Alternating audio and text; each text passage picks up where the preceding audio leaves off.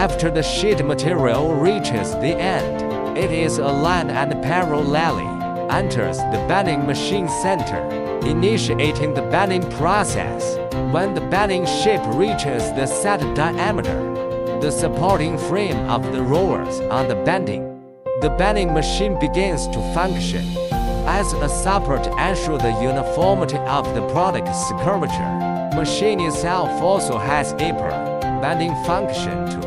The sheet material gradually bends from the initially flat square structure to a three-dimensional circular ring of the set diameter, and both ends of the sheet material are also completely level.